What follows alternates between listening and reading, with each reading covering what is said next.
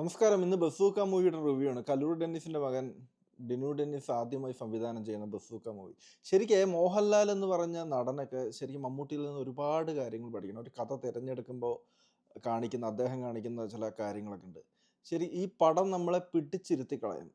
നിങ്ങൾ ഓവർ എക്സ്പെക്റ്റേഷനോട് കൂടിയാണ് ഈ സിനിമയ്ക്ക് പോകുന്നതെന്ന് വെച്ചാൽ നിങ്ങൾക്ക് വളരെ നിരാശയായിരിക്കും. ഞാൻ വലിയ എക്സ്പെക്റ്റേഷൻ ഒന്നും ഇല്ലാതെയാണ് പോയത്. മമ്മൂട്ടിയുടെ മുൻകാല ചിത്രങ്ങളായ ബ്രഹ്മയുഗം, ഇതുപോലുള്ള വ്യത്യസ്തമായ കഥാപാത്രങ്ങൾ തിരഞ്ഞെടുക്കണ്ടല്ലോ, അതേപോലത്തെ ഒരു വ്യത്യസ്തമായൊരു കഥ തന്നെയാണത്. ഞാനിതിൻ്റെ കാര്യങ്ങളൊന്നും പൊളിക്കുന്നില്ല. കഥ ഫുള്ളായി പറഞ്ഞ് നിങ്ങൾ എന്താ പറയുക, അത് നിങ്ങൾക്ക് പിന്നെ ആ സിനിമ കാണുമ്പോൾ കിട്ടുന്ന ഒരു ത്രില്ലുണ്ടല്ലോ, അതില്ലാതാവും. ഗൗതം വാസുദേവ് മേനോൻ ഗംഭീരമായിട്ടുള്ളൊരു റോള് അഭിനയിച്ചിട്ടുണ്ട്. പുള്ളിയുടെ ഒരു പുള്ളിയും മമ്മൂട്ടിയും കൂടിയുള്ളൊരു സീനുകളൊക്കെ ഉണ്ട്. അതൊക്കെ നമ്മൾ നമ്മളങ്ങനെ ഇരുത്തിക്കളയും.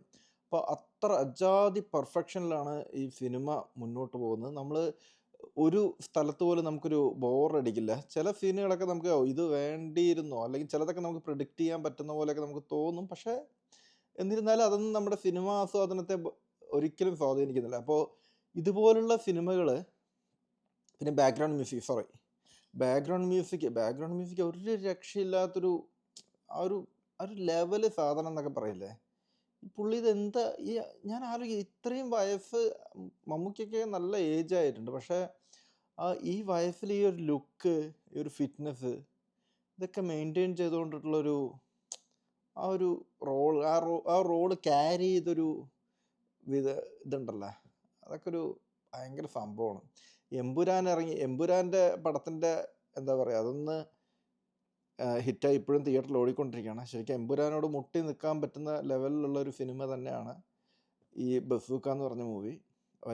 നമുക്ക് ആ മേക്കിങ്ങിലും കാര്യങ്ങളിലൊക്കെ ഇതിന് ഭയങ്കരമായിട്ടുള്ളൊരു ബഡ്ജറ്റോ കാര്യങ്ങളോ അല്ലെങ്കിൽ ബിഗ് ബഡ്ജറ്റ് സിനിമ എന്നൊന്നും ആരും അവകാശപ്പെടുന്നില്ല. പക്ഷേ നമുക്ക് ചില ഷോട്ടുകളൊക്കെ എടുത്തിരിക്കുന്ന കണ്ട ഇത് മറ്റേ സിനിമയെക്കാളും കുറച്ചും കൂടി മികച്ച് നിൽക്കുമല്ലോ. മമ്മൂട്ടി ഇതുവരെ ചെയ്തു വന്നതിൽ വെച്ച് ഏറ്റവും ബെസ്റ്റ് റോളെന്ന് പറയാൻ പറ്റത്തില്ല. നമ്മൾ കണ്ട് ശീലിച്ച മമ്മൂക്കയെന്ന് വ്യത്യസ്തമായൊരു നമ്മളാ ഭീഷ്മപർവമൊക്കെ കണ്ടിട്ടുണ്ടല്ലോ, അതിലത്തെ ആ ഒരു രീതിയിലുള്ളൊരു ഹെയർ സ്റ്റൈലും കാര്യങ്ങളൊക്കെയാണ്. പക്ഷേ കഥ ടോട്ടലി ഡിഫറെൻ്റ് ആണ്. അപ്പോൾ ടിക്കറ്റ് എടുക്കുന്ന ആളുകൾക്ക് ഒരിക്കലും നിരാശനാവേണ്ടി വരത്തില്ല ഈ സിനിമ. നെഞ്ചും വിരിച്ച് തന്നെ ഒരു മമ്മൂക്ക ഫാന് പോയി ടിക്കറ്റ് എടുത്ത് പടം കാണാൻ പറ്റുന്ന വിധത്തിൽ അസാധ്യമായൊരു സാധനം ചെയ്തു വെച്ചിട്ടുണ്ട്. അപ്പോൾ എല്ലാവരും പോയി സിനിമ പോയി കാണാം. നമുക്ക് നേരത്തെ സിനിമ കഴിഞ്ഞ് നമ്മൾ ഇറങ്ങി. അപ്പോൾ ഇറങ്ങിയ വഴിക്ക് തന്നെ ഇതിൻ്റെ റിവ്യൂ ഇടാമെന്ന് വിചാരിച്ച്. നിങ്ങളെല്ലാവരും പോയി പടം കാണാം. Thank you.